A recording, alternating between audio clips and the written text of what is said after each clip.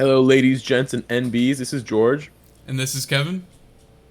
and we're the Flower Boys, and this is your favorite Worst Soccer podcast. And today we're doing something a little bit different. We'll be reviewing some of the best transfers of the 2022-23 season. So the transfer deadline just closed today for most of the major leagues in Europe, and we'll be ranking them actually. So we'll each be giving our own opinion on whether the transfer will be good, will be lukewarm, and whether or if they'll flop.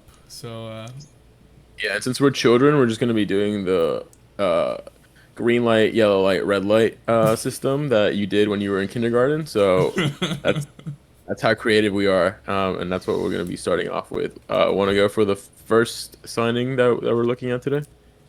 First of all, though, Nottingham Forest probably the biggest winners in the transfer market.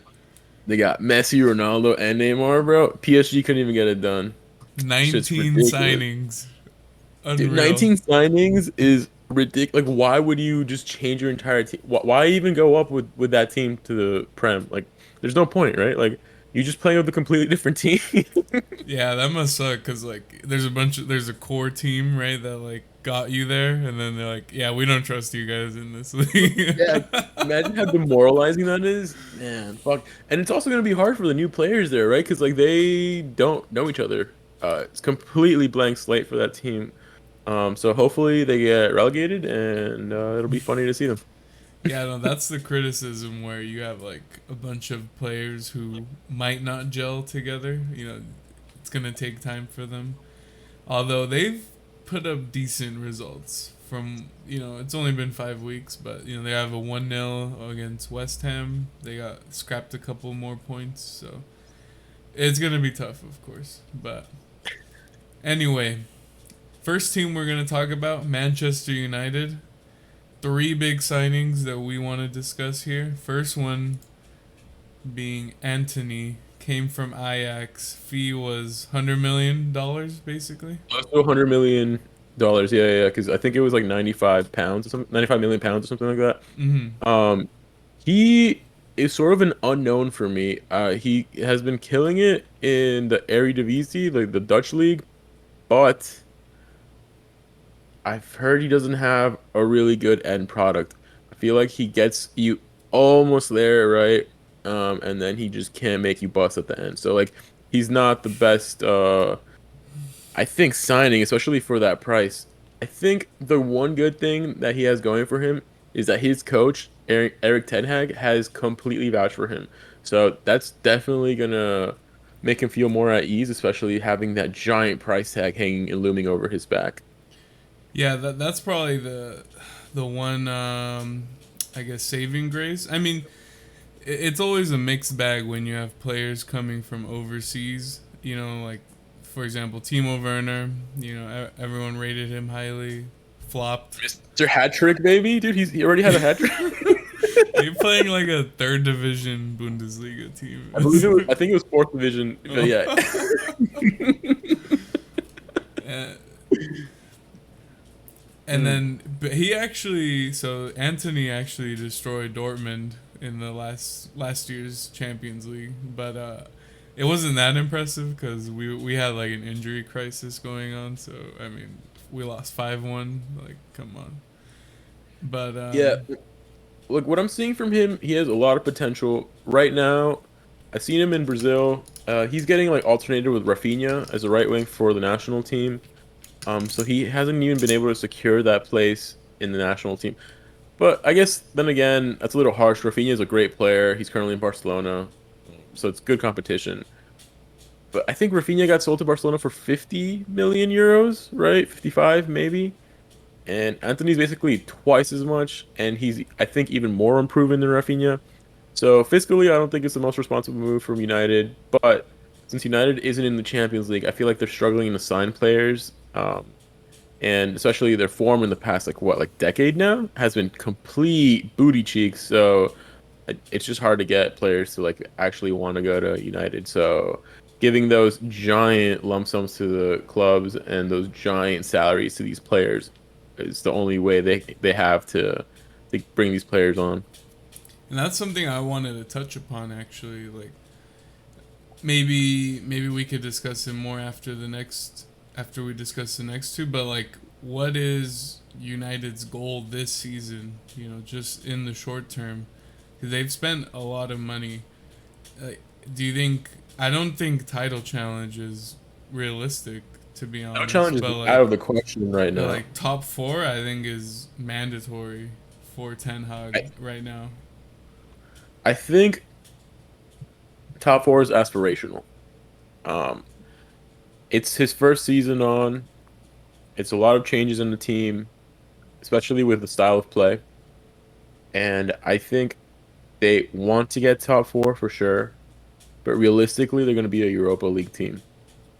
Um, there's just too many variables on this team, and we've yet to see them string a couple of good games together. I mean, they beat Liverpool, but I don't think that counts. It's a giant rivalry. Everyone's going to show up and play their best in those games. And then they got another point, another win afterwards, but They I don't beat know. Liverpool. Now they beat Southampton 1-0, and then today they beat Leicester City 1-0. So they're They're on a scrapping those points. they I They're, mean scrap, yeah, I guess so. It is still 3 points. You know, and Tottenham dropped points. Chelsea, they lost to Southampton. You know, I think right now they could get top four because I think City and Liverpool are going to they're going to retake their form soon. they're gonna get top two. You know, but then that those other two spots are definitely up for grabs. And with Arsenal, with the way they've been playing, if they can keep up that form this season, I think Mhm. Chelsea, Tottenham, and United are fighting for that fourth spot. So I know this isn't the point of the video, but I'm just going to jump into it. I think the top four spots for the Prem are going to be City's going to win it. They're probably going to run away with it. It's going to be Liverpool, second place. I think Arsenal's going to get third. Their form has been pretty impressive, but I don't know if they can maintain it, and especially if they don't, they can't get injuries, or else the team's going to just die out. And then I think Spurs with Conte, with all the signings and his having a full preseason with the team, I think that's going to be the top four this year, the Champions League for the next year. I don't think Manchester United is going to be able to squeeze in. Chelsea has to regain form, so I think realistically, Man U is going to be fighting for fifth or sixth place. They just cannot get seventh. I feel like after seventh, it's gonna look really bad on Eric, for his first full season, for his first season. You know. top six is minimum for United. Yeah, I So agree. I agree. like with the amount of money they've spent, you know, that's what fans should be expecting.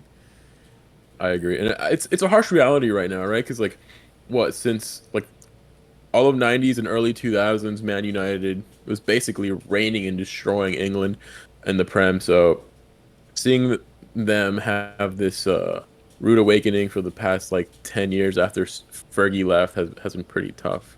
Um, but yeah, I guess we should digress because we've completely gone off on a tangent. Yeah. Um, So let's give our rating for this player.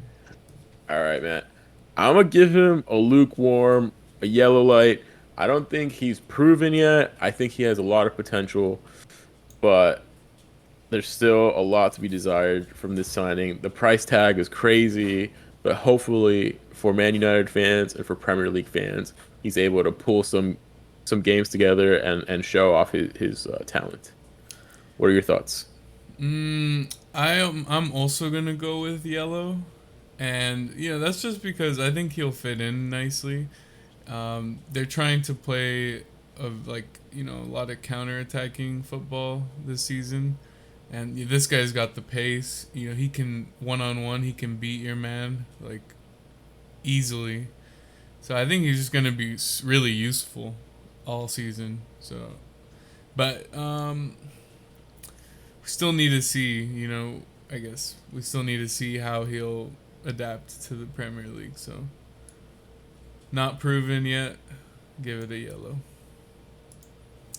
All right, let's move on to Casemiro.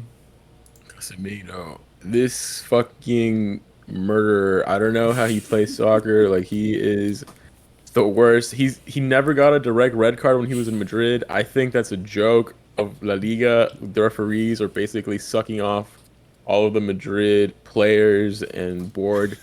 But like digressing from that, he's an amazing player. I think he is really good at controlling the pace of the game. He is wonderful at cutting any breakaways, any counterattacks for the opposing team, which I think the Prem relies heavily on. It's a very fast-paced football as opposed to that in La Liga, which is a little bit more technical and a little bit slower. So I think Casemiro is going to be uh, a good signing overall, with his form of 2 years ago. Last year he was a little bit shaky. That's why Madrid bought a couple guys in the last 2 years to replace him. Um, I am a little concerned about his pace. He is in his, I believe, early to mid 30s. He's He's 30. slowed. He's 30 flat, Yeah. bro. He slowed down significantly. I don't know what's. And so it's going to be interesting to see him with the pace in the Prem. Like it, he's tactically incredibly intelligent, so I think he's going to be able to cope with it well. Like perfect challenges with like the tackles, but the pace, right? Like he's gonna get more reds. He's gonna get more cards here. He's gonna have to take a little bit of time to get adjusted to that quicker pace in the Prem.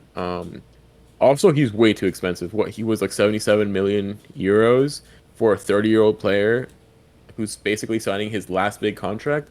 I think Man United is a little bit desperate because they have to replace their current midfield.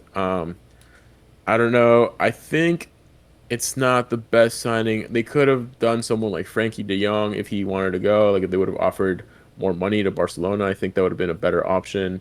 Um, Ocampos from Sevilla would have been a better option in my opinion as well.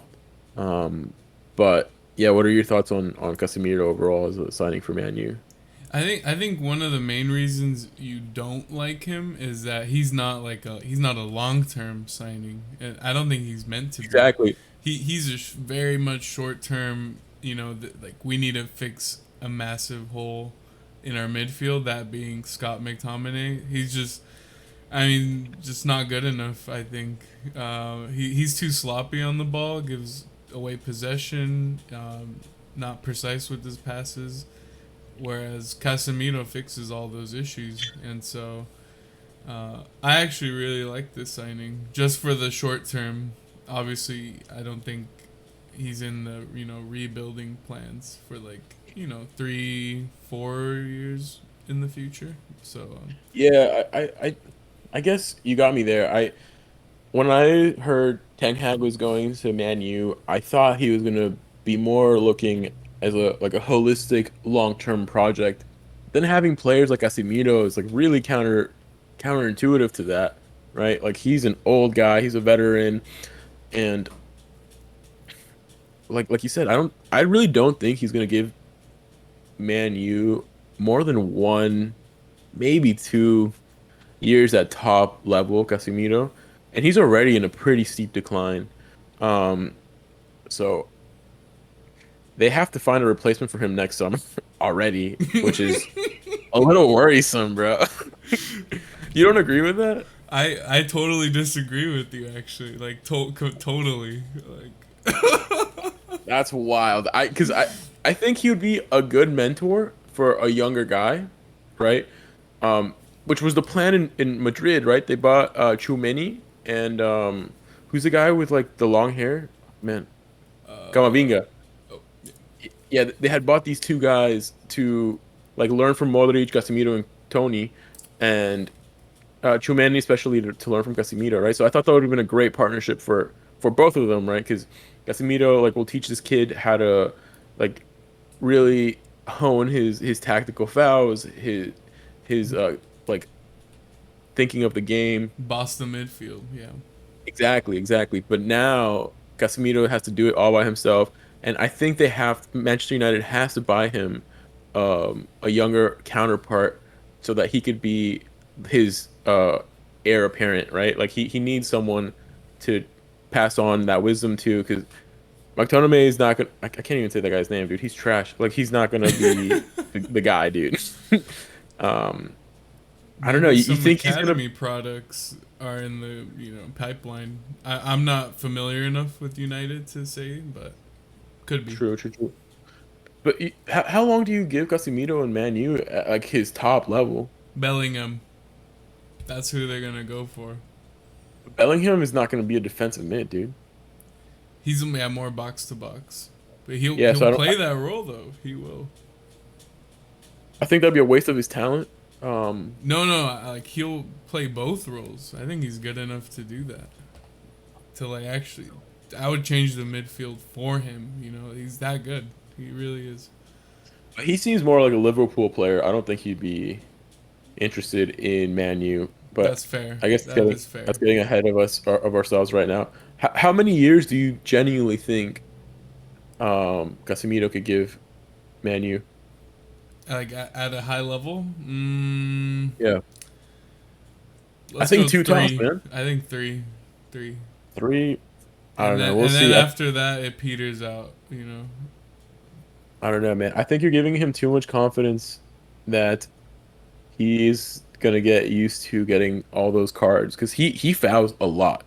He does a ton of tactical fouls, which in the league in the Liga were pretty much just ignored, right? Like they were called fouls, but he didn't get the cards. I think Prem refs are a little bit harsher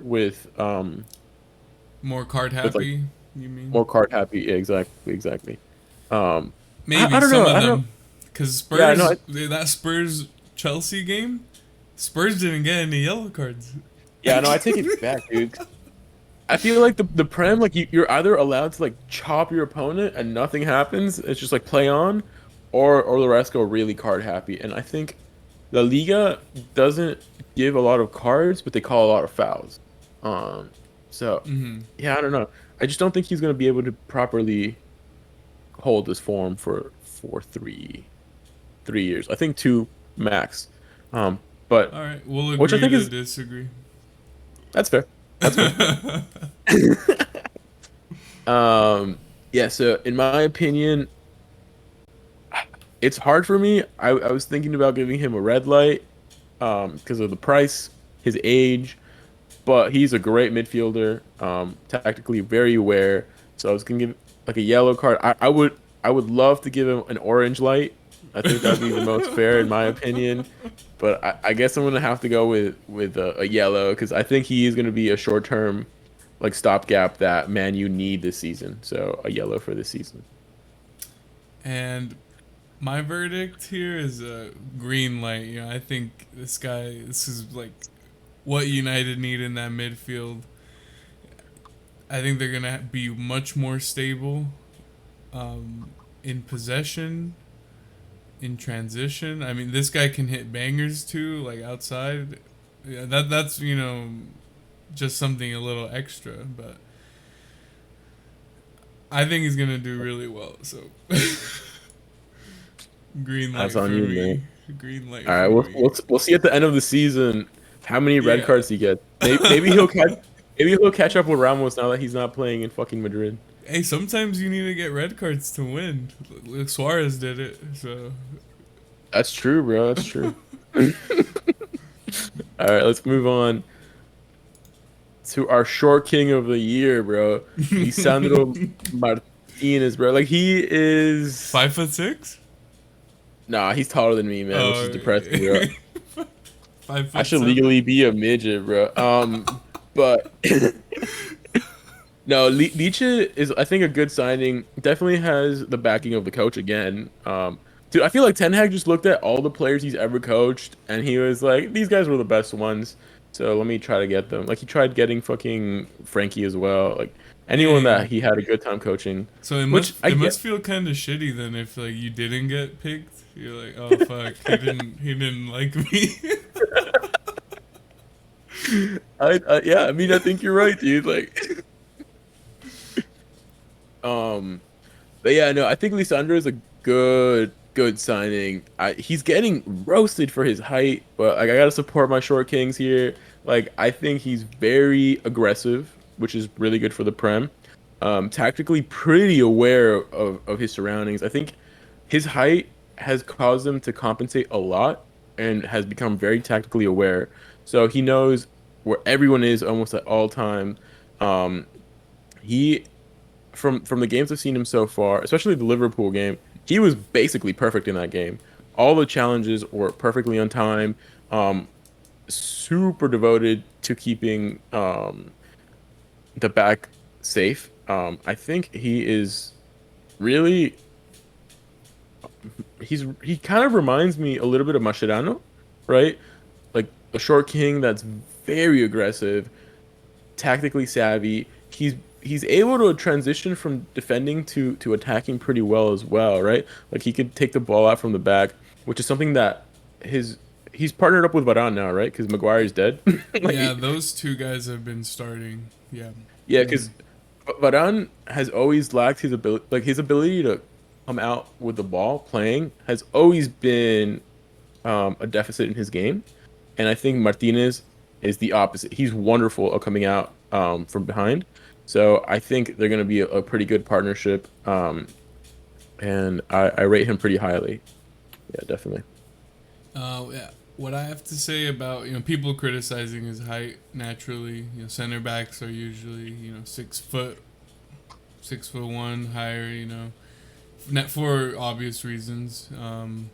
So when he came in, much shorter. I think he's the shortest center back, right? He has to be in the Premier League. Like people, I would assume so. people looked at there was this. I think Brentford's second goal where like he jumped and he couldn't reach the ball and like so they were like shitting on him for that. But like, that ball is just awkward. I think even if he was taller, like that, it was just an awkward ball and he wouldn't have reached it.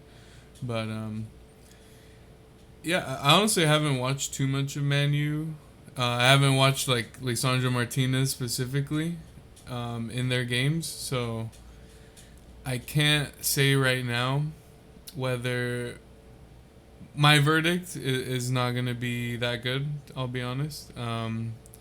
But so far, I mean, they've kept two clean sheets in a row, and then they kept Liverpool to a goal. When last season it was, 4 goals and then 5 goals Five. against Yeah. Liverpool. So, um, I mean, it's also not a fair comparison because this Liverpool has a little bit less firepower without Monday, and it's a little bit different. and they're Um, in worse form too, but still. exactly, So were exactly. United. United just came out from what 4-0 against Brentford. No, you got me there. You're right. So I think I'm a little biased because he a little bit of him reminds me of Mascherano and a little bit of him reminds me of Puyol just because like they're short kings that like mhm. put their heart in the game and just played more with courage and heart than tactical awareness. But like I said, this guy has a tactical awareness. He's able to come out from the back, play long balls, dribble up. I think he's an all around amazing defender. I think if he were let's just say he was 6 foot flat, right? I think he would be considered one of the best center backs right now, but I think his height is just he's getting fucking attacked for being a short king, bro. Like I don't know. It Eh, hurts my feelings, man. Damn, you think that's it? That's like the only thing? Because, like, as much as you can be, short, but you can make up for that with, like, positioning. If your positioning's always on point, then it's not too much of more of an issue. It doesn't matter. You could be, like, 7 foot. You're going to get beat on your positioning. So, I agree. I agree. I mean, from what I've seen so far, he's been a pretty solid signing. Obviously, he still has room for improvement. Um, like I think he's great positioning wise, but he still has to get used to the Prem because I think the Dutch league is a little bit slower, of course. Um, so just getting used to the fast pace of the Prem is something that everyone that just signed has to deal with. I'm pretty sure he's gonna be starting for Argentina this World Cup, and he's only 24. Man, he's younger than us, dude. That's shh. that's crazy. We're getting So to I that think point. yeah. So I think he definitely has the ability to improve, and he's already pretty solid. So I'm personally gonna give him a green light. I think this is Okay. Manchester's one of Manchester's best signings this season. and I'm really happy for him. Yeah, from what I can see, immediate impact in the Manchester United defense. You know, Ten Hag obviously was with him at Ajax when they made like the deep runs in Champions League with him, right? Yep. So I'm really happy about this signing. I'm gonna also give a green light. And he was only about 50 million euros. It was like Bargain. 47 million pounds. So not necessarily a bargain, but not the most expensive defender like Fofana, right? Like that guy was like almost 80 mil. Yeah, 80 Um, million. so, It's absurd. so I think this guy has potential, and I'm happy with that green light. I'm happy for Man U for having him And we'll see if they can top six necessity, for sure. top four, maybe. I don't. Aspirational. That's aspirational. Yeah, they're gonna have to. I mean, we'll see when they play. Like they already beat Liverpool, which is huge win. But we need to see them play United. I mean, we need to see them play Tottenham, see them play Chelsea. Those are the games that make or break, pretty much your top four aspirations. So anyway, let's move on to Real Madrid. Yeah, Real Madrid came in strong at the beginning of the summer by announcing the signing of Tchouaméni. I think he was signed for close to 100 million euros, which sounds crazy. It's definitely a record fee. He's coming from, I believe, Monaco. Yeah.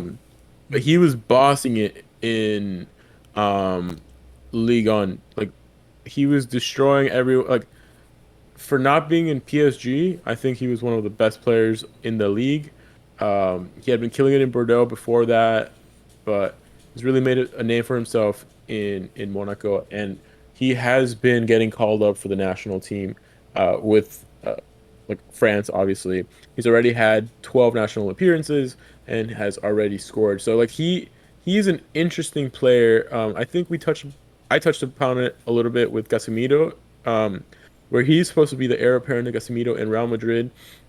So they bought him to be the future of Madrid, but because of Manchester United's big purse strings, he has now become the president of Real Madrid, and I think he has a potential to be their starting CDM for a decade plus. He's a great player. He's strong with the ball. He's fast. Um, he's able to pick passes out from far, like tactically really smart, very astute.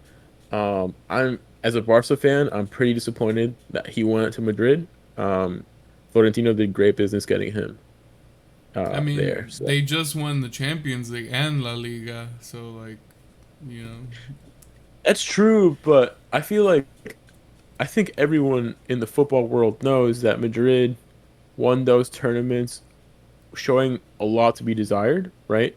They were lethal in the final third, but their back line was not, and their back line and just like their defensive collective unit was not ideal. So having someone like Chouameni will help them out for sure.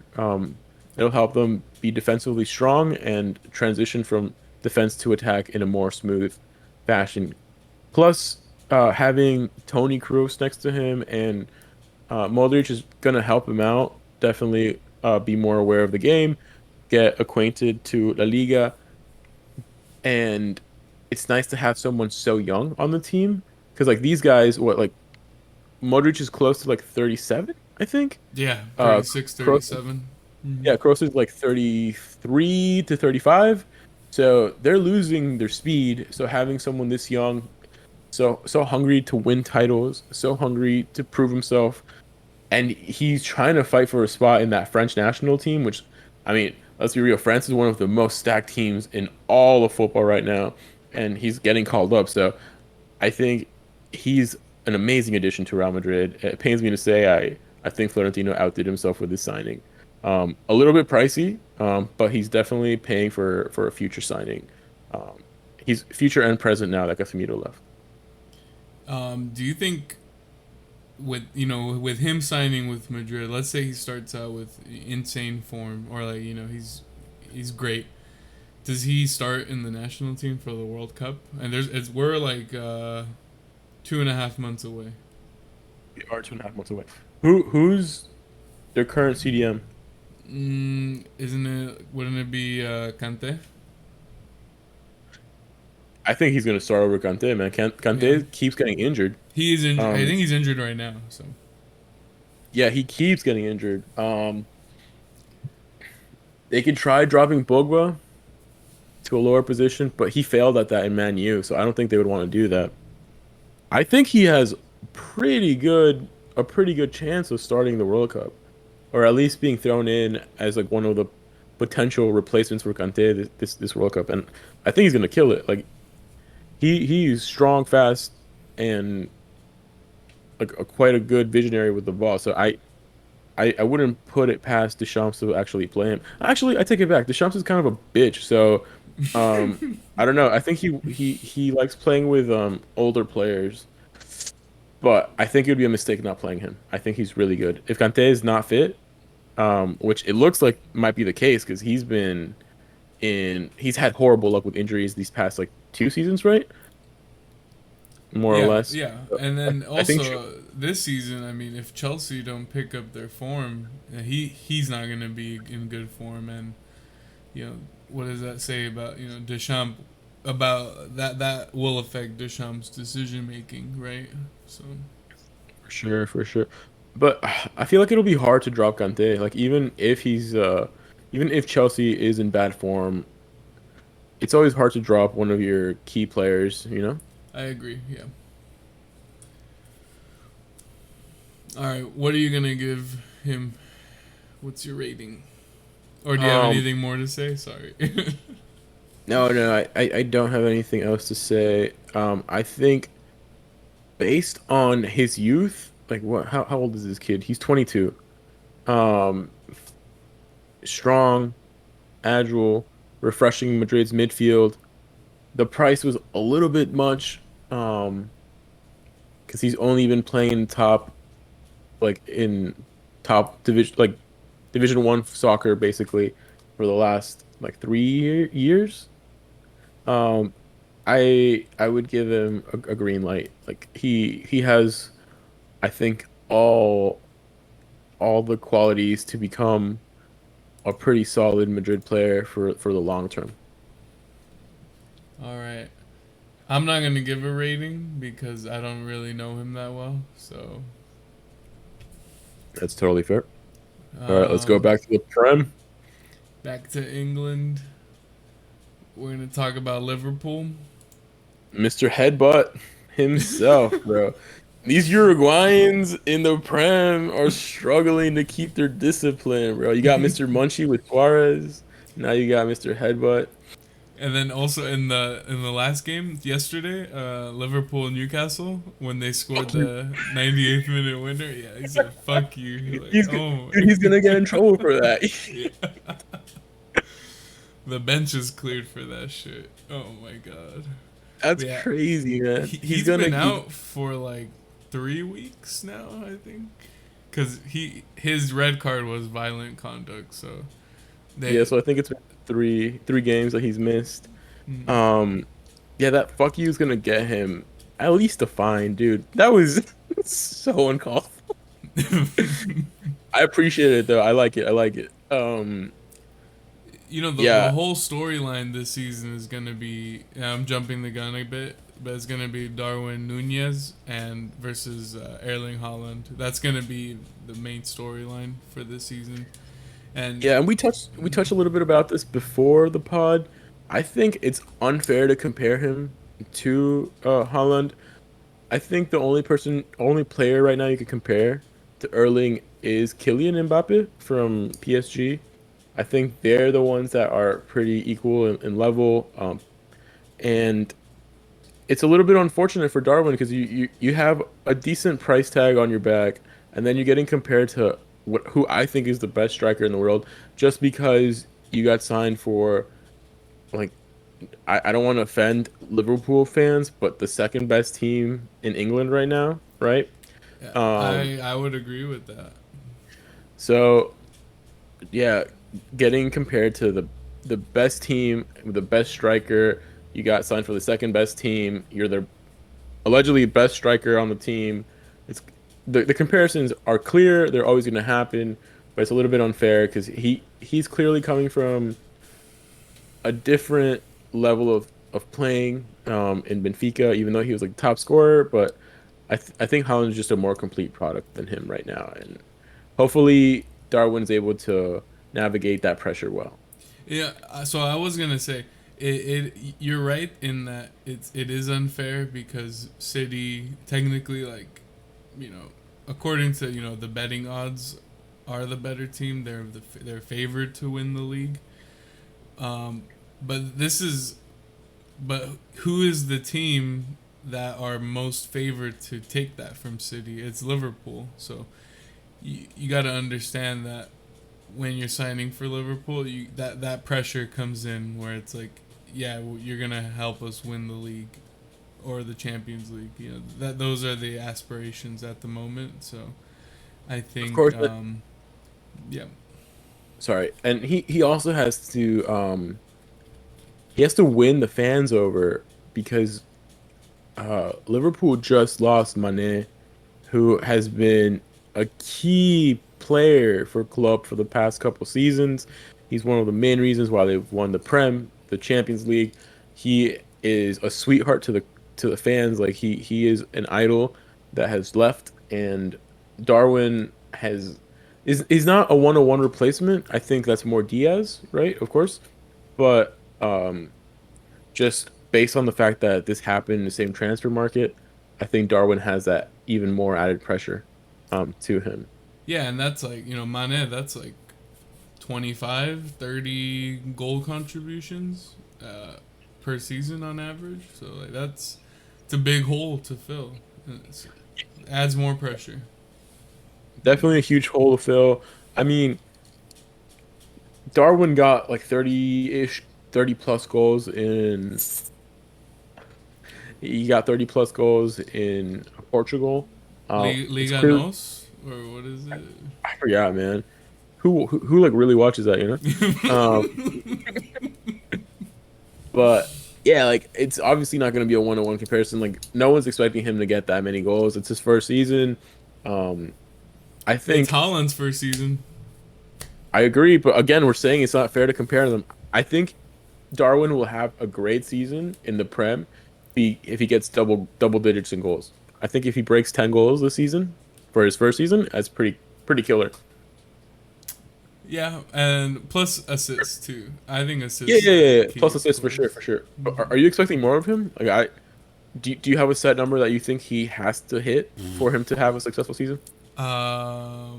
I wouldn't say so. Because as a well, for him personally, I imagine he has a target number, and in his contract, probably more money, more goals. But I like to look at it more like, what do you accomplish as a team?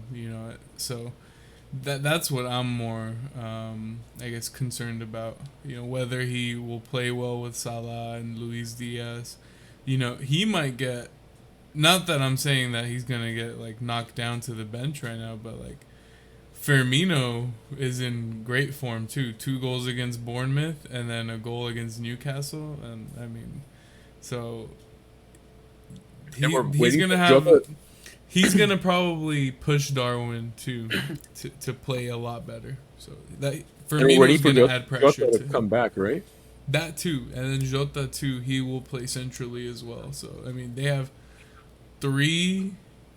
I'm not gonna say they're all world class, but like, I mean, incredible striker options.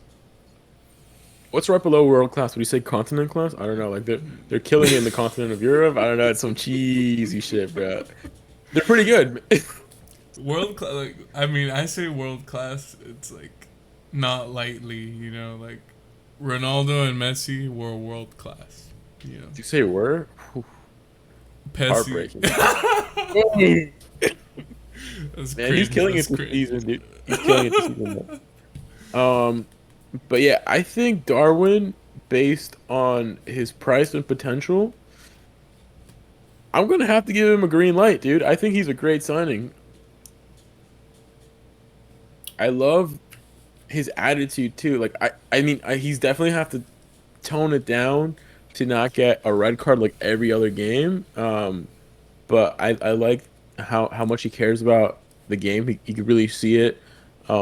Of course, he has to improve a lot. Like we've seen the video montages of his first touches being complete trash. Um, but I think he has the potential to grow and become like a better player. He's definitely going to be a solid signing for Liverpool long term. Yeah, I mean, so far oh, his head's too hot. You know, like Yeah, but there was that's a whole something. sequence against Palace. You know, he was fighting with Anderson, and you know, he's a bit of a dirty player. Okay, like he was fucking around with Anderson, and then that's why Anderson started fucking around back with him, and then you know that's when the headbutt happened. But I'm still yet to see.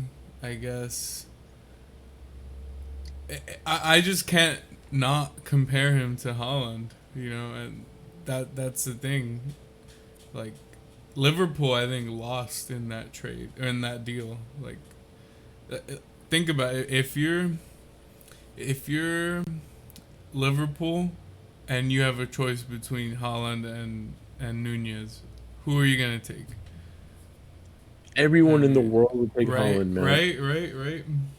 That's what keeps like entering my mind. So wait, you gave him a green light. Sorry, I Yeah, didn't yeah, get no, that. I give him a green light. I saw him play against Barcelona last year. I think he scored against us. He is a I great remember that fucking game. player. Yeah, 3-1, 3-0, 3-0, 3-0, 3-0. 3-0. Yeah. Yeah, Darwin got a brace, and Silva got one goal. Um, yeah, he destroyed us, and not. I guess that's not saying too much because Barcelona last season was pretty booty cheeks, but he he still displayed some world class aspects of his game against Barcelona, right? Like Barcelona wasn't up to snuff to their usual seasons. Barcelona's still a decent team, even in their worst season, right? So I think he's proven that he could do it in the biggest stage, which is the Champions League. He just has to be more consistent, and I think he's a good signing. I'm wishing him the best in Liverpool. Definitely reminiscent a little bit of Lucho Suarez. So hopefully he has a career similar to him. Not just because he's Uruguayan. Or... Not just because he's Uruguayan, just because he, man. I'm really curious. Do you think he's gonna bench him for the national team?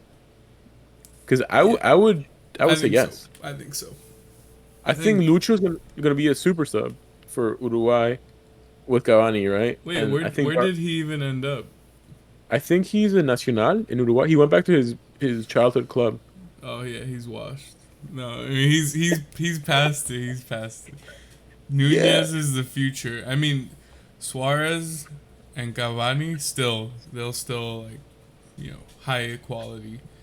I think they're But both gonna get called up. But I but they're generally not good think enough to start. I think anymore, or they don't have that, like the fitness. You know that's so. that's my Anyway, thought. And I'm then gonna give Nunez a yellow. let's go, baby. And Tavares has left Uruguay, so they don't have their guardian angel anymore. So there's a new coach. So I think Nunez is for sure gonna start. I think the yellow is pretty fair. I I'm still gonna stick with my green though. Appreciate it. No, that's. I mean, we don't have to agree, so No, it's no, all no, I good. know. All Oof. right, next signing, another striker from Real Sociedad, I'm a Alexander sucker for Real Isak. Sociedad, bro. Isak is amazing. Real Sociedad is one of my favorite teams in Spain, they always pose a hard game against Barcelona, against Real Madrid, against Atletico Madrid. They're a solid, solid team, and Isak was definitely a huge part of that. He is not a prolific goal scorer at all. His assist count is also not the highest, but Not making a good case for it. I'm not making a good case for him. I'm not. But his contribution to gameplay is really vital for the teams he's played in. Like for Sweden and for Sociedad, he I think would work best behind a primary striker in the team because he'd be a pretty good liaison between the midfield and the striker. He he'd be playing a mixture of a 10 and a 9 role, and I think he would kill it that way. I think he's an amazing signing, really. And we saw it in his first game, Newcastle, right? He scored a goal, and then he got one other goal chalked off because of offside. Yeah, against Um, Liverpool. That was yesterday. Yeah. yeah, yeah. So he's an amazing player. Price tag a little hefty, but I think that's just a common occurrence now in the Premier League. They're just throwing money at their problems. And then I mean Newcastle, bro, with all that blood money, that's just crazy. Mm. So I think he's gonna help them out quite a bit this season. So I'm excited for him to flourish in the Prem. Yeah, Newcastle now is there. You know, since they got taken over by the Saudi government, right? That's basically. Yeah, it's not officially them, but like it's Yeah, not everyone officially. knows. Yeah, yeah. So I mean, they've been rebuilding. They bought Sven Botman. They got now Isak. Yep, Trippier, Incredible debut. Incredible. I mean, his disallowed goal. He just like totally skipped past Robertson everyone. and then Gomez too. It was great, and then the finish too, incredible. His finishing is like unreal. I don't know if it was just that game, but like he could not finish like that when he was a youth product at Dortmund.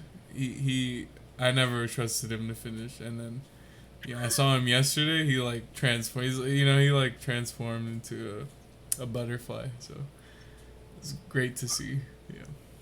Yeah, like I don't know if you remember at the beginning of this season, he scored in Barcelona. It was a little bit of a lucky goal, right? Because it bounced off of Eric Garcia, but I like he remember chipped that. it again, right? Right. He's almost always in the right spot. He definitely has to improve his finishing.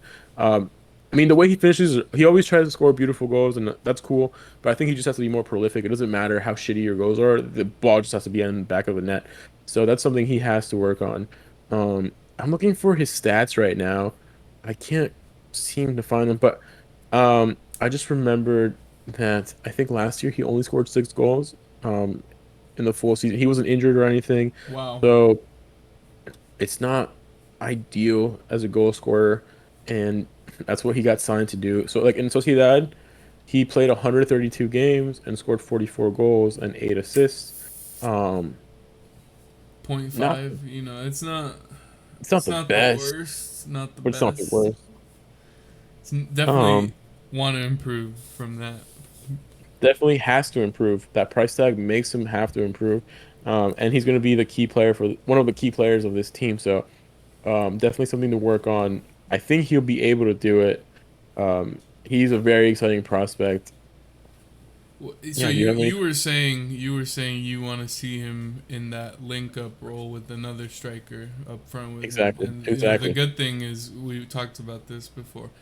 Eddie Howe, Newcastle manager, he will play two strikers up front sometimes. So he'll do Callum Wilson right now, and then he'll play with Chris Wood up top sometimes. But we'll see. We'll see. Callum Wilson was out injured for the game against Liverpool, so we didn't get to see that. But I'm excited to see. Also, Alain Saint Maximin was also injured, and so he's gonna feed Isak. I think like that Newcastle front three, front four is gonna be scary.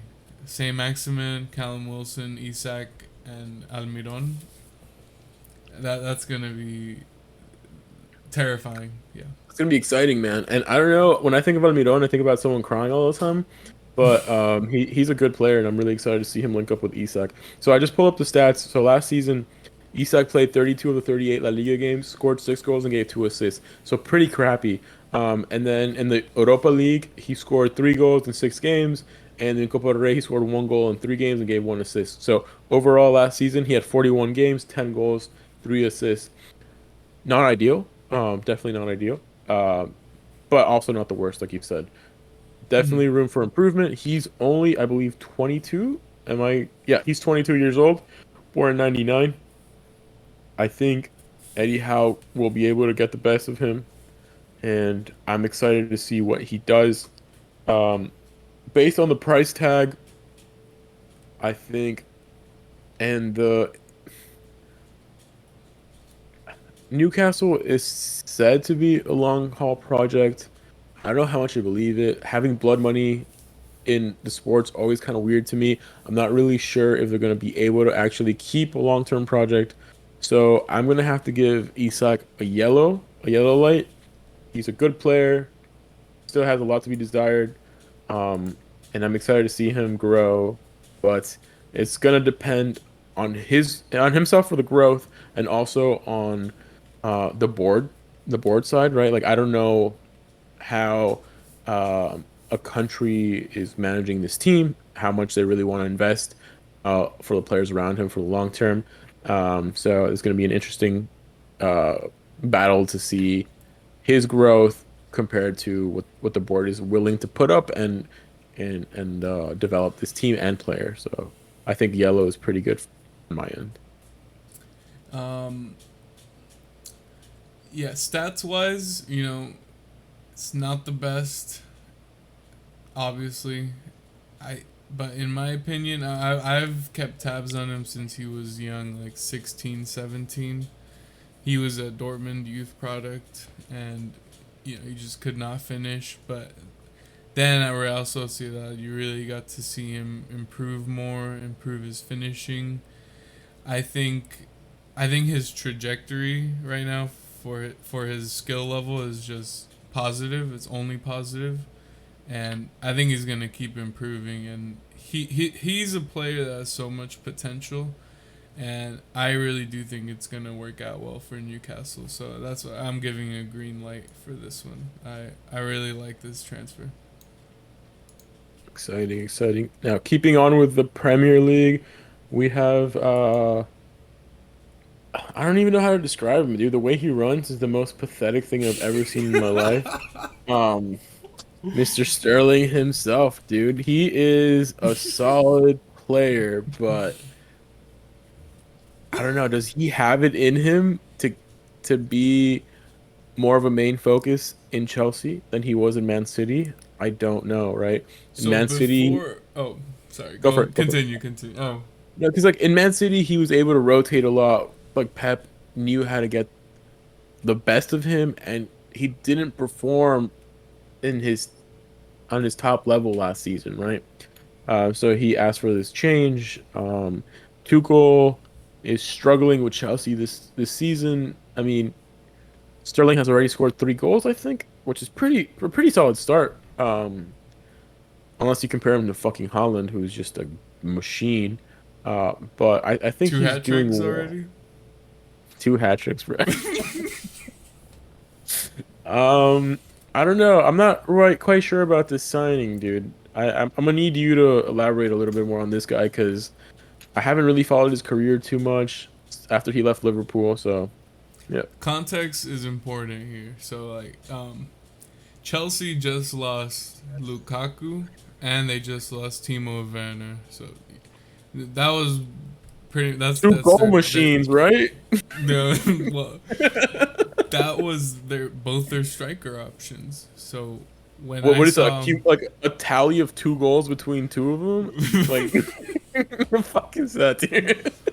so when I saw that they were going for Raheem Sterling, it surprised me because they have so many options, for the wing. Like, although I will say they did lose Callum Hudson-Odoi, and he went to Bayer Leverkusen. So, and then Pulisic, is just, I think he's out of favor. I think Tuchel just does not want to play Pulisic. Um, Yeah, man, he hates uh, Captain America, bro. Racist towards Americans. That's crazy. But Just like Xavi, bro. yeah, that's one to Milan. But anyway, um, Sterling, I did not see as the person who was gonna fix those issues with having a striker, and you know, people will say that, oh yeah, he scored against Leicester, I think two against Leicester, and he scored against Southampton as well. But I don't think Havertz or Mount have scored yet. Uh, They have zero could goals and zero assists this season.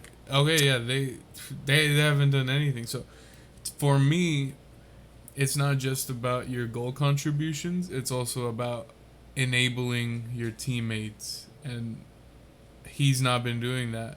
And you know, a little bit of blame you could put on Havertz and Mount as well, but I think at this level you need to, you know, you need to bring in your teammates and make sure you're a part of their success as well. So, but saying all that, Aubameyang did sign, so he could very well be that person that enables that whole front line for Chelsea. But then again, his issues, Aubameyang's issues with mentality and you know being flaky and weak mental, that could plague them, and that Chelsea shirt's already plagued. So Yeah, the Chelsea number 9 has always been bad luck since Drogba left. I mean, not the actual number 9, but like the striker. Um, Aubameyang, is coming in to Chelsea as their starter striker, right? I would assume. yeah, I mean, I don't think they There's have no one another else. striker. There's no one else, right?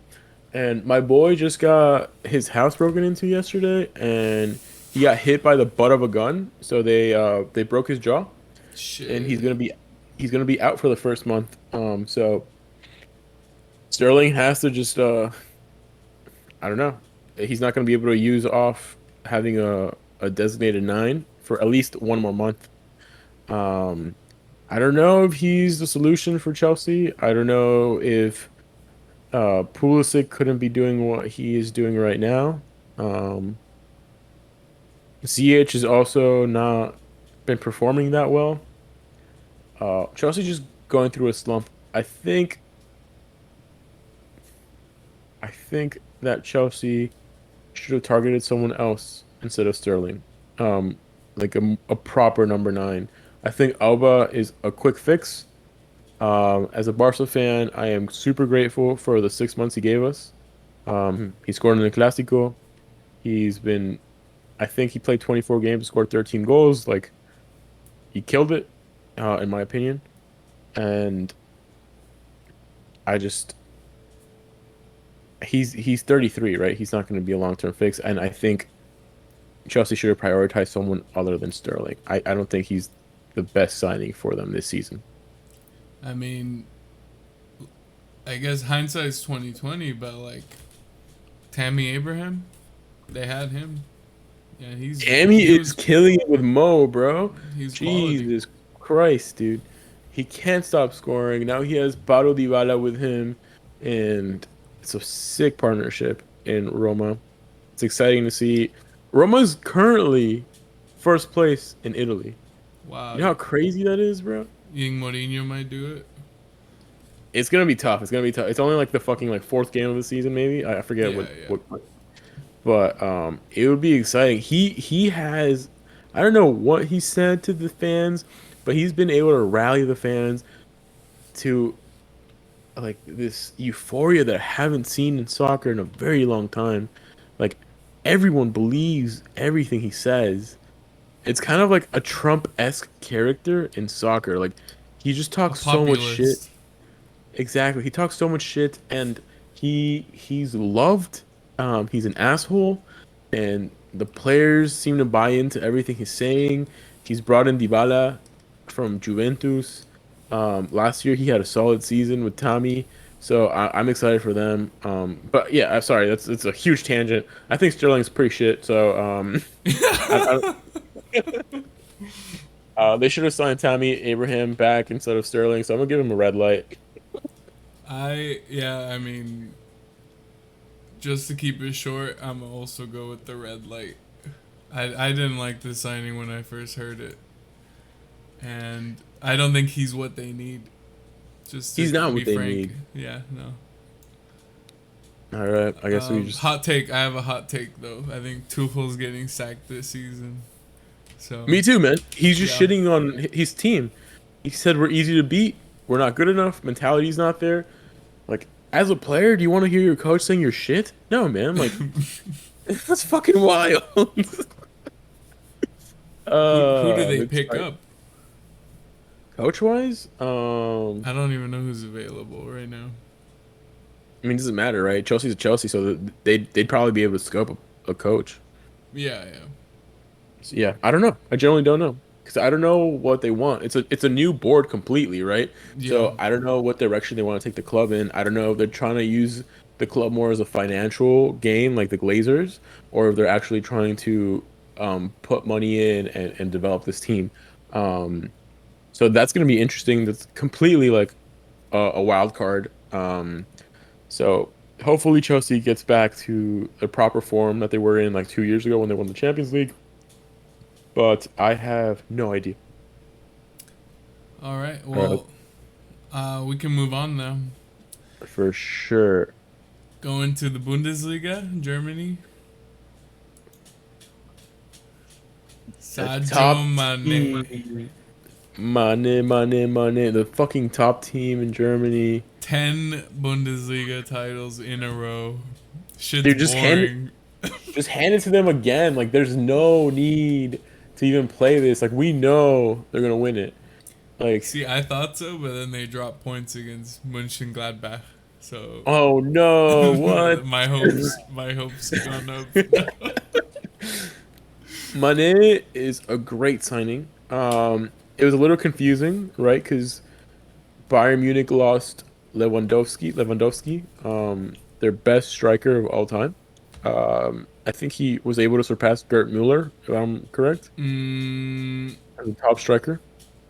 so I don't think he surpassed him on total goals, but he surpassed him on Oh, in a single season, right? single season. Yeah, Okay, yeah. okay. Fact check me, please. I don't want to, but we'll take your word for it. Um, so it didn't seem like it was a one-to-one replacement, and I think Mane's come off into this team and he's hit the ground running. He's been scoring. He's been playing incredibly well. I heard a stat today that he has already had 5 goals disallowed from offsides, like because of VAR. So if he just has to get used to his teammates a little bit more, he would have 5 more goals already. Like he's fit this team like a glove. Obviously, not having a proper number nine, whenever Bayern Munich is not gonna score, like if they leave a game without scoring a single goal, the critics are always gonna be like, how can a team play without a nine? Um, so that criticism is gonna be ripe and it's always gonna be there if they don't manage to score. I think Mane is a great signing. Um, he was a transfer that was a steal in this market. He is a little bit on the older side, but physically impeccable. I think he has many years to give.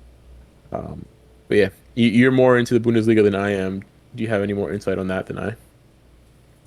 I think just quality wise, he's a tier above, everyone in the Bundesliga. It reminds me of like when they brought over Zane from Manchester City a couple years ago, and like you instantly knew like yeah he's gonna dominate the league. So I think Mane is gonna do the same thing here. I mean his pace, electric, his finishing is amazing.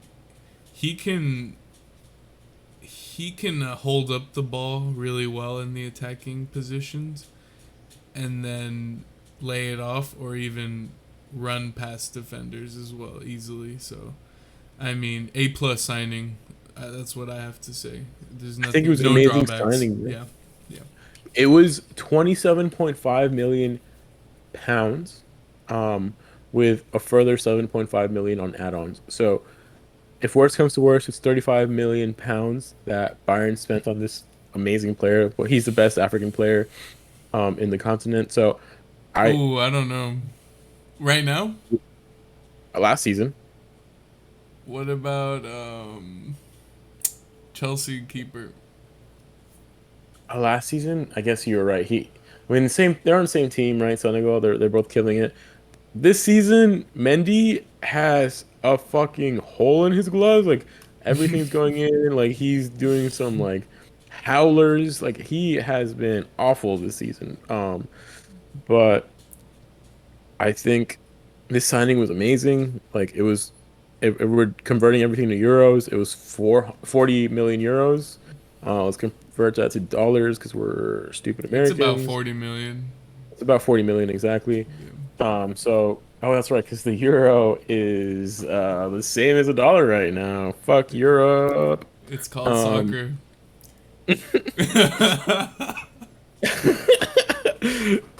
exactly. He was a steal in this market. He is a little bit on the older side. That is his one downside, but like I said, his physical form is impeccable. I 100% out of doubt give him a green light. He's gonna kill Bundesliga. There's no doubt about it. He's a great signing.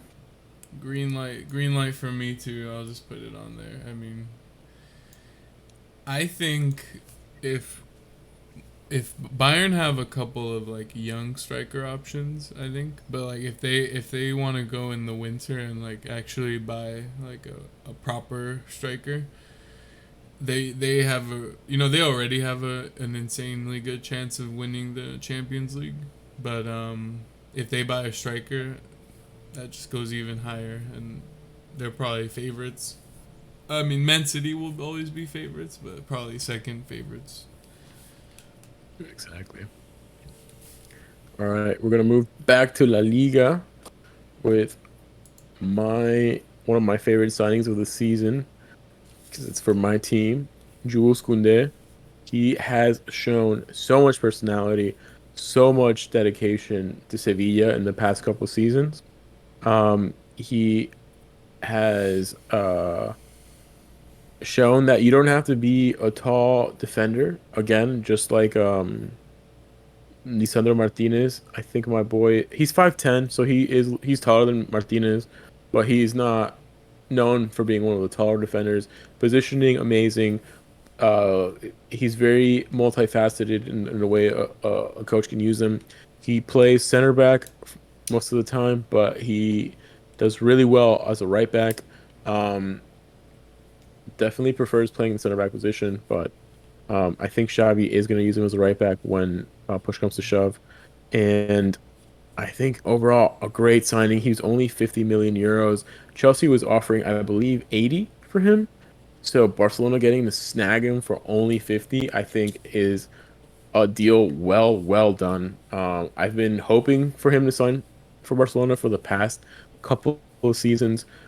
I loved it when he threw a ball in Jordi Alba's face. I hate Jordi Alba's face, ugly as fuck, always annoying. So I wonder how they reacted when they had to train together for the first time. Yeah, but he's Um, gone now, right? oh man, he stayed. The Oh, okay. the Inter Milan thing fell through last second because Barcelona tried selling him without telling him, and he's That's like, fucked I up. yeah, he's like, I don't want to go, so he stayed. Um, but yeah, Koundé is an amazing signing. I think he is, uh, if I'm not mistaken, him and the Manchester United defender Varane, I believe, are the Hmm. starters for France in the center back, like their center back pairing.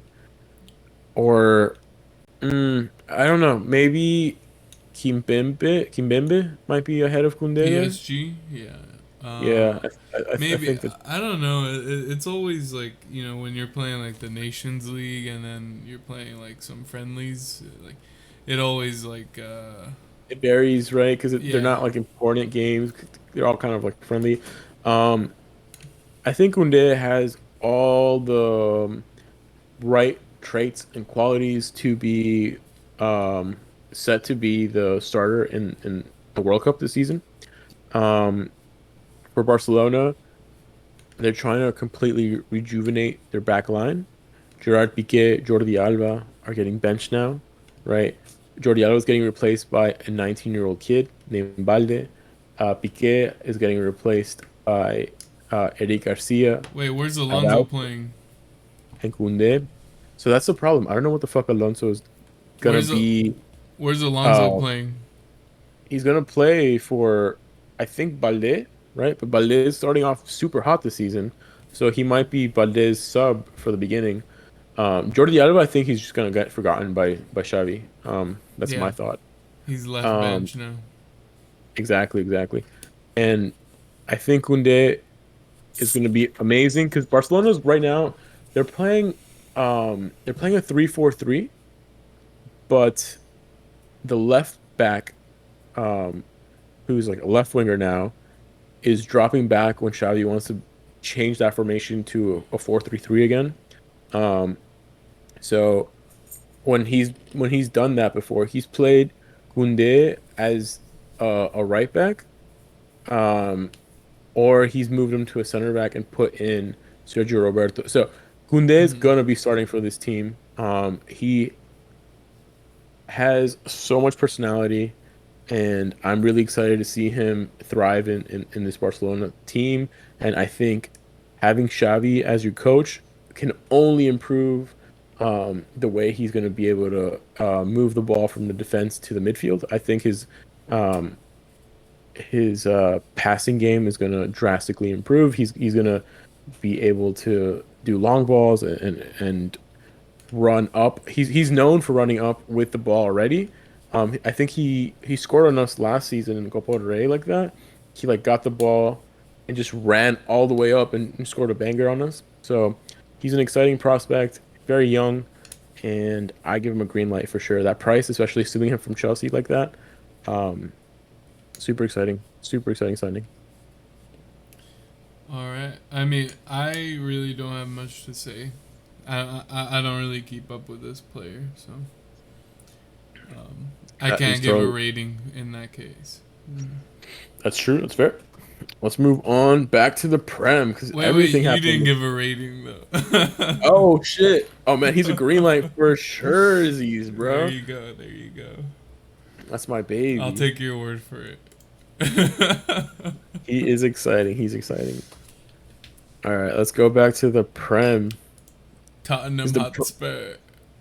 dude, the Prem where their spending spree is ridiculous, man. So yeah, That that tweet. television money. Net Yeah, that spend Premier League 1.3 billion pounds. Next league, second place, La Liga, 55 million pounds. I mean that's net. more than Let's net remember spend. it's net. It's net. It's net. It's very different. So that means they've sold a lot of players, but still Premier League just they can buy. I mean it's essentially turning into its own super league at this point. Like if you 100%. think about it, so it's inevitable. I think they tried to push it out there 2 years ago, right? And everyone got pissed, but I think it's inevitable. So anyway, Rich Arlison, he was playing at Everton for the last few seasons. They obviously got into a relegation scrap, and then he was one of the he's their I think he was their most quality player. And so he was naturally the first target to get bought from the better Premier League clubs. Um, so Spurs also let go of Bergwijn, and he's back in the Dutch league at Eredivisie, and so Richarlison's a great player. Although, you know, he's gonna compete with Son for that left wing role, but I think because they have Kulusevski playing on the right, he's been incredible too. But yeah, I would say right now, this signing, you have very good bench option, and then also, I mean, incredible starting option for the rotation. And Spurs are gonna have they're gonna have a lot of rotation once the fixtures get congested. Um, he's got incredible pace. Finishing could be improved, but I don't think you need to worry too much when you have a guy like Harry Kane. Although Harry Kane also likes Harold. to distribute the ball too, so he's gonna obviously need to improve that. But I like this signing. I wouldn't say it's an A+ signing. It's more like a B for me. So in between green and yellow, I'm still. I'll decide in a minute. See which one I feel like. But you have any comments on this or? I haven't really followed his career much, so I can't really comment on him. He The only thing starts I for the can national team, I think. I don't know if that's true anymore because Vinny's been on hot form and the right's been distributed between Hmm. Rafinha and Anthony, and the front guy is going to be Neymar, right? So I don't think Yeah, he starts anymore. he did in the Copa America though. I think. That's true. That's true. So, Um, what were you gonna say? Sorry. I was gonna say that I can't really give him a rating on his overall performances at Everton and how he might perform here, but from his shithousery and keepy ups, I'm gonna give him a red card, bro. Like a red light, dude. That was the shittiest keepy ups I've ever seen in my life. I can't believe he thought that'd be cool. I don't know what that was. Like I love shithousery, so I'm excited about that. But man, oh man, those were really bad keepy ups, and he totally deserved that fucking crazy ass foul he got. Also, I wanna circle back to the referee there. Like, I get it that Richarlison was being a dickhead this past weekend for doing that. Um, but a player comes in with the intent of just sweeping him without trying to get the ball. Like he's clearly just trying to foul him. I don't know how that's not a red card.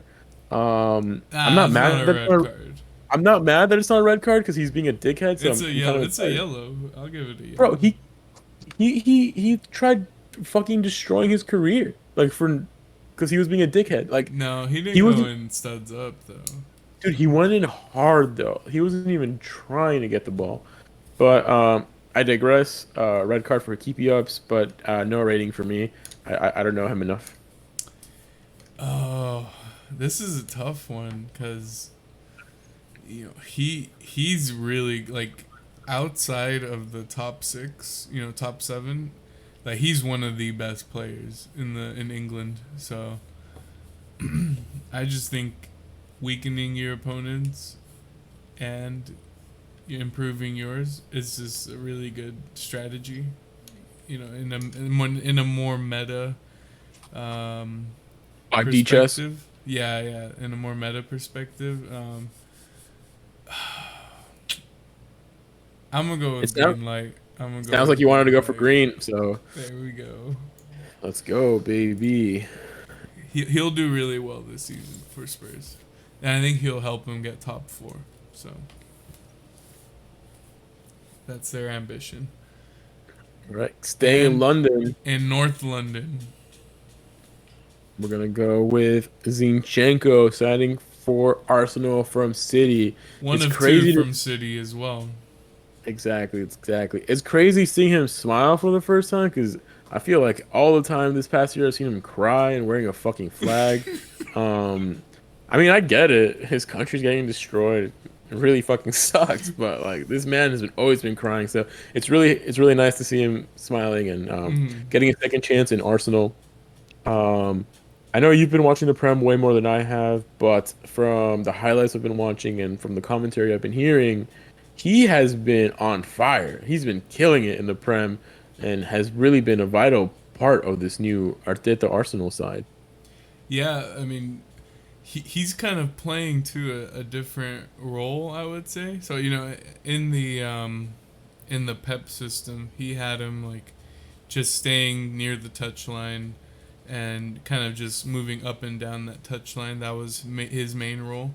But Arteta in this Arsenal team, when they're in possession, Zinchenko will play as like a midfielder, a CDM position, and just distribute the ball. His distribution's incredible, and he finds those passes with the winger, with Saka, with Martinelli. He's and then he just moves around the midfield with the ball, silky smooth, dribbling. He's incredible. He holds the ball well. Yeah, this was a great. I initial first thoughts were, he flopped at City, and kind of Arsenal were just taking their trash. But I mean, he's very quality. He is a very high quality player, and You generally think he flopped at City? I thought he played decent when he plays. Like he wasn't like outstanding, but well, he that's didn't. why Pep. That's what I thought. Just like Pep got rid of him because he didn't think he was good enough. That's what I thought. So he kind of threw him away like piece of trash. I But mean, the person in front of him is Cancelo, right? Cancelo is just out of this world. no, Cancelo plays on the right. So who? Oh no, oh, yeah, it is Cancelo. Sorry. Cancelo, Yeah. yeah, yeah, yeah. So I just think he wanted more playing time, and I get it, right? Mm-hmm. Um, his start of the season has been pretty sick.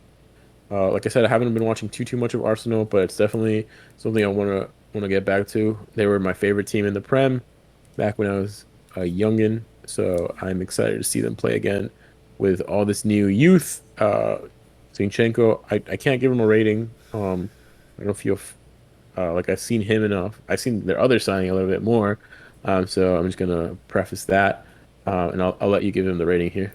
Yeah, and I mean, right now I think is the best time to watch them. They play really entertaining football.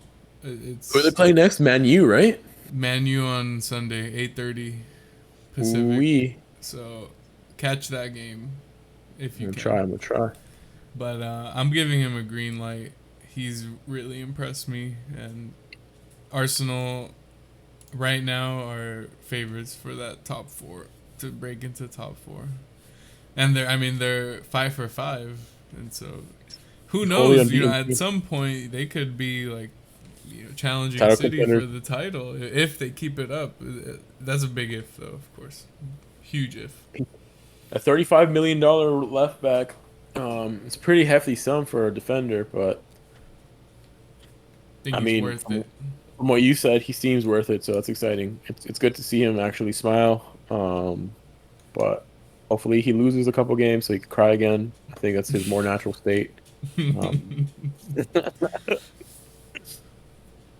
And then moving on, Arsenal's second transfer from City.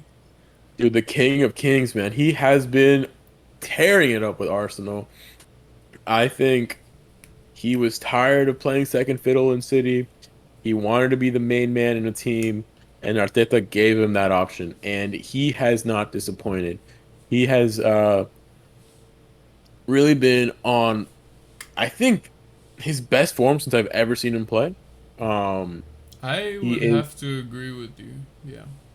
he has been crazy good, scoring like it's no one's business, teaming up with his teammates. That was redundant, but like playing well with his teammates, moving along. I think he's off to a great start. You're looking for synergizing.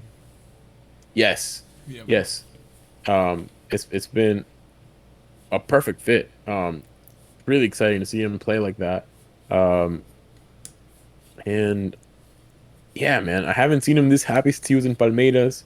Um, so I am very excited for him. Very excited for Arsenal. Arteta, I don't know, man. He has resurrected his career, and I think he's gonna bring a lot to this team. Yeah, Jesus was the perfect signing, I have to say, for because they just lost Aubameyang in the winter, right? And then Lacazette also left in the summer, right? Um, so they needed that big striker to fill in, and so Jesus, even though I feel like he also wanted to play in like a less weird system because Pep had him playing like right wing some games. It's so fucking weird. I mean, I don't I'm think gonna that suited him very just well. gonna put this out here. Jesus said he prefers playing right wing. He did? Yes, that's his preferred position. That's where he's been playing in Brazil, leaving Oh. Neymar in the front. Um, I don't think it's his best position. That's where he likes playing for some reason. But in Arsenal, like we've seen him playing down the middle, and I think he's killing it. Hopefully, he reevaluates that he sucks ass as a fucking right winger and is a better center striker. Yeah, I was gonna So say like I love playing striker. I'm shit, but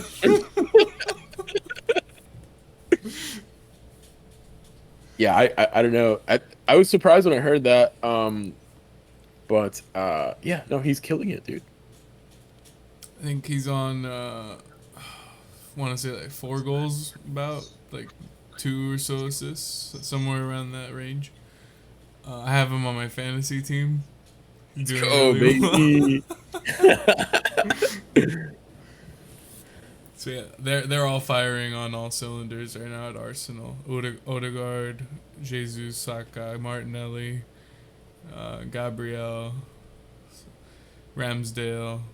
It's all clicking right now, and Exactly, exactly. And his price was only 55 million euros, $5 million. Very, very reasonably priced for his current form. It's been impeccable. So I would have to give him a green light. He's killing it in the Prem. Really excited to see what he accomplishes in the next year. yeah, same here. Green light for me. All right, moving on. We're going back to my favorite team, baby. We got Lewandowski. We're tired of seeing him score on us with Bayern, bro. Breaking our hearts season after season. Well, it's been like 3 seasons where they directly destroy us and like fucking make our ass gape. The Like eight it two. has, bro. It has been rough. So, it was so exciting when he fought with the administration in Bayern Munich because Bayern tried signing Haaland. I get it. It's the new shiny toy, and Lewandowski is the older veteran, already would in theory be in his twilight of his career, but man, his form is ridiculous. I can't predict how much longer he can play. Like he's just in such a crazy form. His physical aspect of his game is also ridiculous. He takes care of himself so well. I believe his partner, she is like a I don't know, like one of these like fitness gurus shit. So like he has that aspect along with all obviously all like the clubs like physios and stuff. But his body is like a temple to him. He's very uh conscientious about what he does and Yeah, I he heard has actually he like only sleeps on his left side so that his right leg doesn't get, like blood, so the circulation. I don't know how real that is, but I read that somewhere. With uh, all that fitness guru shit you're saying, I kind of believe it. yeah, Yeah. I'm not gonna put it past him. He looks like someone that doesn't wear deodorant. I bet his pussy smells bad. Like, I don't know, man. Like, he's a weirdo, but he scores crazy goals. He is amazing. I can't believe Bayern was able to. I mean, it wasn't Bayern. He forced his way out. And I get it. He didn't feel like he was getting the money he deserved. He didn't feel like he was respected. They were trying to sign Holland behind his back. He's a little narcissistic, obviously. But he has come into this Barcelona team and he has hit the ground running, dude. He has scored. Um, I believe he has 2 braces already, maybe a brace and a couple goals. I don't quite remember. Already scored a fucking taquito, like a back heel goal. A little bit lucky, took a little bit of deflection. But he is confident, and he I think is the perfect guiding light for Barcelona's new uh, youth like ridden team. Barcelona's team is so young, so having the experience of someone like Lewandowski is pretty exciting, especially because he still, for some reason, has this hunger to win that has been missing for Barcelona. We've had players like Jordi and Piqué, uh, that in big games have sort of tucked their heads away and not really shown or Brathwaite, what? the Danish guy, Brathwaite, Oh, Braithwaite. or Yeah, yeah, yeah, yeah. yeah, that guy. Yeah, man. But so we've had a couple older players that haven't been showing the charisma and the motivation and haven't been showing the younger guys the correct way to play for this Barcelona team. Like you have to put your all. And even though Lewandowski isn't an academy product, he's been a famous player for a while, and like he's come fully made to this new team.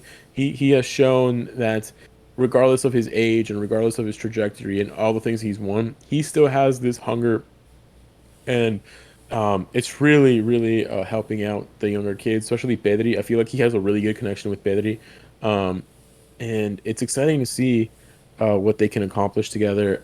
I am really happy he signed. I don't know how long he could play at this level. He's so fit, so I would give him at least 3 years. I think he signed for 3 years, if I'm not mistaken. So I think that's a good deal overall. I think he was 50 million or 55 million euros, which is a lot for. I think he's 33-year-old, a 33-year-old. I think he just turned 34 maybe. Um, but I am excited to see what he does. He's already scoring. He fits like a glove to this Barcelona team, and I 100% give him a green light. Yeah, I think we're at a different era now where age, like 30, mid 30s isn't necessarily like a death sentence anymore for footballers. Just the science is so evolved, and they're able to keep up their physique a lot better now. There's just a lot more knowledge now. So that's why I think maybe in the future we'll be like, oh yeah, 37. That's not too young, but it's just now, right now, it's so new to see these players going late, very late into their careers. Modric too, Back to Lewandowski though, he's been world class for at least 10 years now. So not surprised he fits like a glove. Not surprised he hits the ground running. He's one of these players that's just a natural goal scorer.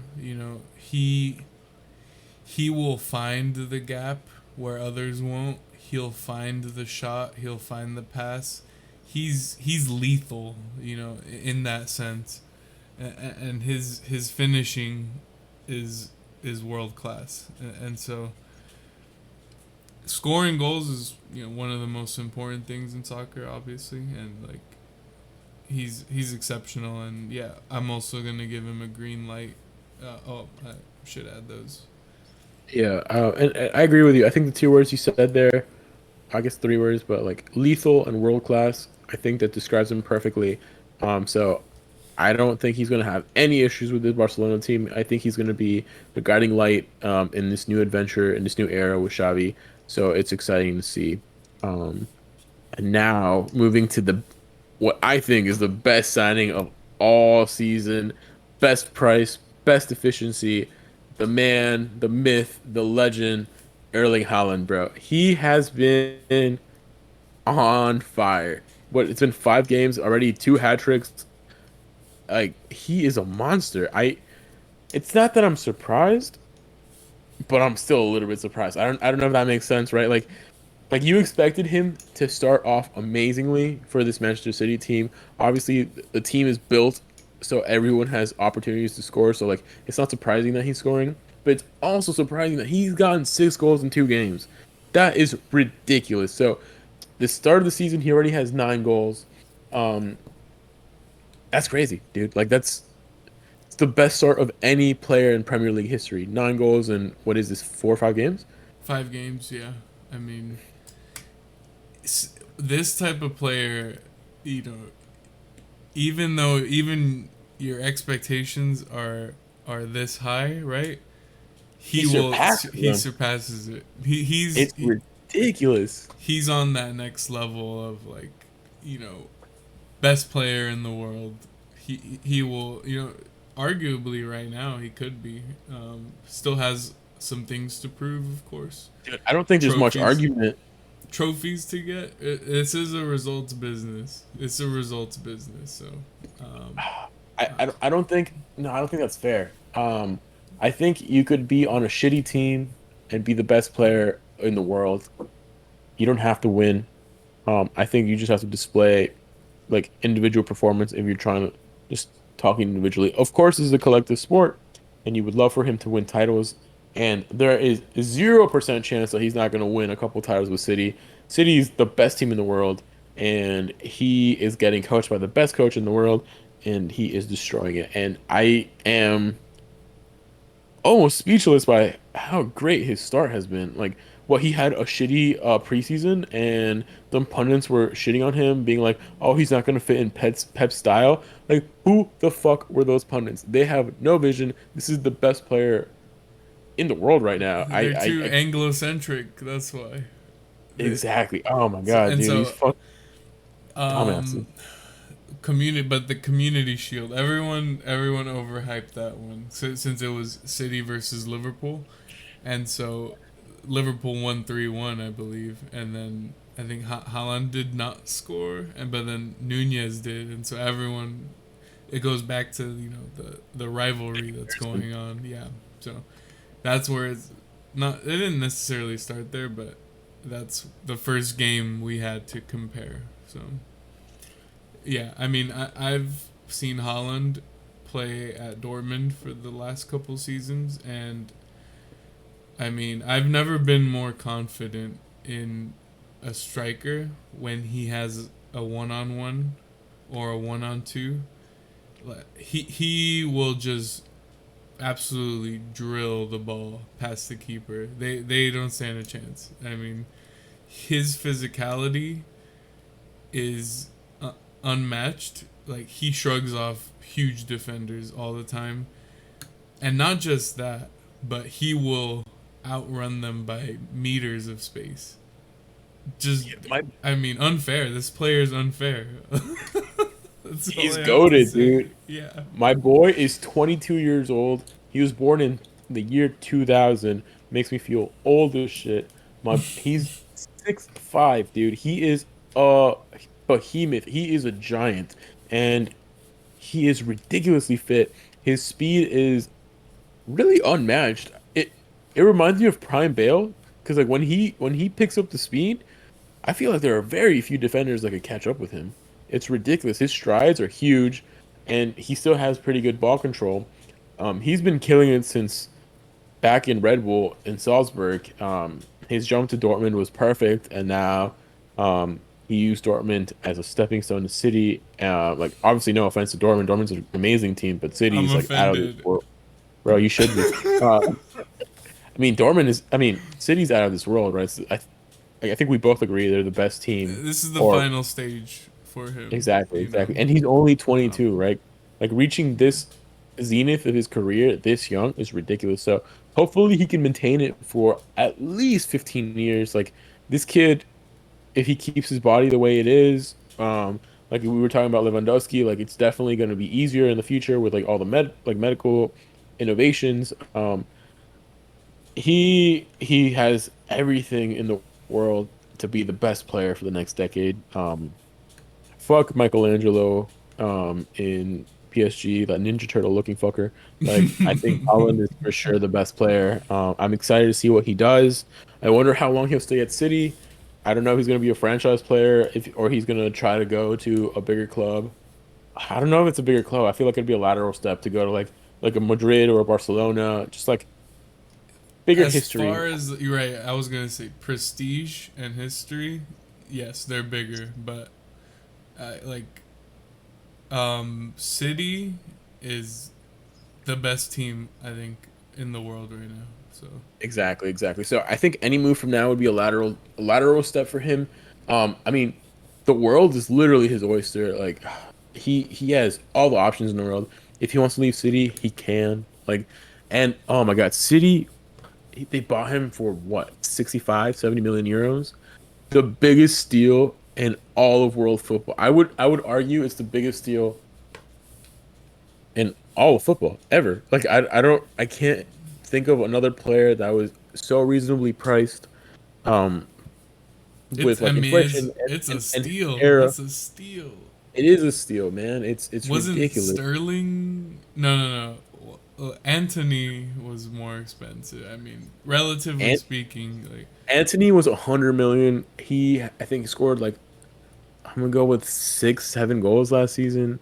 Erling Haaland is a goal machine. He's already tied. If Anthony scored 9 goals last season, Haaland has tied that record in his first 5 games.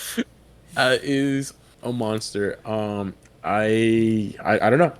He doesn't have a ceiling to me right now, and it's really exciting. I am so excited for them to play in the Champions League because I think the Prem they're gonna walk with it. I don't think there's gonna be any real competition right now. Um, it's all about the Champions League, so let's hope he can really pull through. And that is gonna be amazing to see for me, and I think for anyone in the world based on that price tag, and his current performance, gotta be a fucking green light. all right, yeah. I mean, like I said, I couldn't have more praise for him. Green light for me too. World class. Next big thing for sure. For sure, for sure, for sure. All right, and now we're gonna end this with like a little quick segment of the players that should have moved, but that weren't able to move just because of bad things in the transfer market, prices not going, and wages just not being able to get agreed. So we first have our boy Memphis Depay. He was a sweetheart for joining Barcelona when he joined them when they were in a transition season, placing Messi as the marquee signing of the season. Obviously, was never going to be able to live up to that hype of a Lionel Messi. He did really well at the beginning. At the end of the season, he suffered an injury, not great. But this season, like we spoke earlier, we got Lewandowski as our primary striker, meaning that poor Memphis Depay is going to be relegated to the left bench. He's not going to get any game time this season, and I don't think he is even to the liking of Xavi, our coach. So I think he should have tried getting a move out of the team. He did. He definitely tried. He almost signed for Juventus a couple weeks ago. That fell through because his wage demands were a little too high for them. Um, Also, he was trying to get a free transfer out of Barcelona. Barcelona told him to fuck off because they are strapped for cash. It's a little shitty of them because they got him for free. I think he served us really well, and I think it would have been only fair to let him go for free to try to improve his career. But alas, we didn't do that, and we fucked him over. So he is stuck with us. And then today, the last day of the transfer market, and yesterday, he was trying to push for a move to Chelsea FC to join Alba to get that Barcelona partnership in London, but it fell through again. I think his wage demands are a little bit high. He hasn't been super proven, a little bit injury prone, and in the Prem with Manchester United, he didn't prove himself. So I think that is a stain on his reputation in England. So I I feel bad for him because he is going to be relegated to the bench for the rest of the season. Definitely should have picked up a move if he could have. Yeah, I mean, it couldn't be worse timing too, because he's a really important for the Dutch Definitely. national team. Yes. I forgot their nickname. Orange or The Lions. something. Oh, I thought they're okay. Yeah, Oh, I guess the I thought that England's was also Lions. England Three Lions. Yeah, You're right. You're right. In but Spanish, they're like la naranja mecánica, which is like the oh, okay, I like that. mechanic orange, shit like that. But I Yeah. forget what it's in English. Anyway, I feel like he could have followed, like, similar to what Coutinho did. Maybe, go on loan at Bayern or some shit. Or, like, he could have gone to, right, you said Manchester United. So, I wouldn't say aim for those top teams, but, like, West Ham would have been able to utilize him, Leicester City. Although they do have a good left wing option, Harvey Barnes. But what I mean is somewhere in that mid-table England. section. So that is sad, and that's probably bad news for the Netherlands for the World Cup. Even though they have an easy group, but that's besides the point. All right, the next guy also should have definitely moved.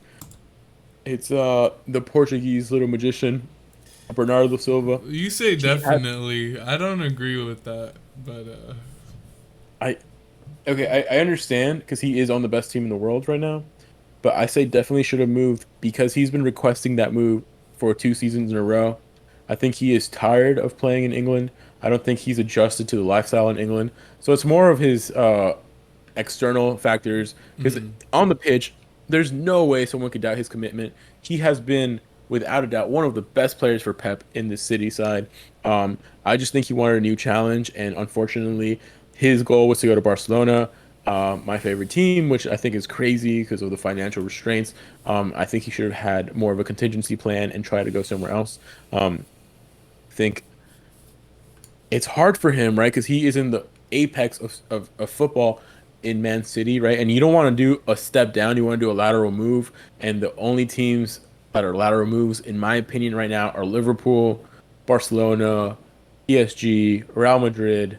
Um, I'm probably missing one or two other teams, Bayern. Bayern, and he's not a priority for them. They already have solid midfield. I think Madrid could have pushed for him because they need a replacement for Modric um, in a year or two. But right In now, a year or two, he'll still be amazing. So I think he can wait. You know. he could wait, but he really wanted to go to Barcelona for some reason. It just couldn't materialize. So unfortunately, he is staying. Unfortunately for him, right? Not unfortunately for Pep. Pep really wanted him to stay. Manchester City is super excited to have him. He is a magician with the ball. He's really exciting. He plays as midfield or as a right wing now, um, instead of Mahrez sometimes, and he is just prolific with his gameplay. He's an incredible player. But yeah, unfortunately for him, he is staying one more year in City, or at least 6 more months in City. And last but not least, Mr. Pinaldo himself, bro. This man has been shopped around all of Europe. Jorge Mendes, his manager, his agent, I'm sorry, has been trying to get him out of Manchester United. My boy hates the fact that he's not going to be playing in the Champions League. I get it, man. He is Mr. Record. He has the most goals in the Champions League ever. So he definitely wanted to continue and his tally, increase his tally. Unfortunately, Manchester United was trash last season, so he does not get that opportunity.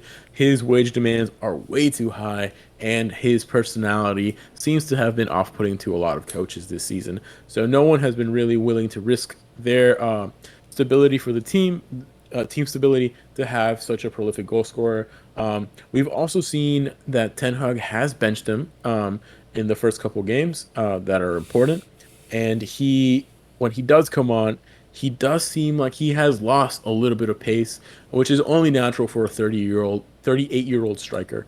Um, Still amazing with finishing, but um, he, I think, was really pushing for a move the entire summer, and unfortunately for him, he was not able to move and has been stuck, has stayed in Manchester, and will have to live through uh, Europa League season, which is definitely not ideal for one of the best players in modern time for football. yeah, it's so crazy how we're at this point now where no one wanted him. I mean, but he also didn't do himself any favors because he doesn't want to take the pay cut, uh, and And he's kind of an asshole. Like it's a combination that you don't want, right? ego too big. I mean, His yeah. ego is huge, and the pay his salary is like astronomical. It's hard, especially now with like FIFA trying to crack down a little bit more on financial fair play. Like I know it's kind of a joke. Some teams don't kind of pay attention to that at all, but like in theory, they're supposed to crack down on that a little bit more. So you definitely don't want a player that is going to destroy and disrupt your team's cohesion and environment, and then also destroy your financial cap. I think it's unfortunate for him because I think he still has way more to give. But he is staying in Manchester for the remainder of the season. We'll see how he copes with being on the bench for for the first time in, I don't know, like 20 years. So that's going to be interesting to watch and see how that develops, especially in this World Cup year. Yeah, and I mean, at one point he was even linked to Dortmund, which was, I mean, there's no way we would have afforded him. I don't know why we got linked to him, but Yeah, man, it we is. needed a striker after our summer target got testicular cancer, so that was. Hey, why you laugh? Yeah, bro, I don't know, man. He's bald now. He's kind of funny looking, but Oh my yeah, no, it god, is crazy, dude. But that was yeah, really sad. That was really it was sad. sad, man, and seeing him talk and seeing him try to be positive, but like obviously seeing him still be sad with this like disease is so unfortunate, and he deserves the world, and I hope he comes back stronger and better than ever. Um, but yeah, man, I am really excited for this upcoming season. This transfer market has been crazy. The amount of money spent was ridiculous. I think this season's going to be so much fun and really exciting. The Prem is going to be on fire with all that money they spent. The Liga is going to be a little bit more even now that Barcelona was able to get some new players. Atletico Madrid is always kind of there, but not really. Sevilla is up there as well. The Bundesliga is a farmers league, so for sure Bayern's going to win it, and then PSG is going to destroy that league as well. Um, but yeah, man, do you have anything else to add to this little podcast that went a little bit long? Yeah, I just hope someone can challenge City because Prem is just so exciting. I really don't want to see it turn into a kind of like Bundesliga where City's just winning the title year after year.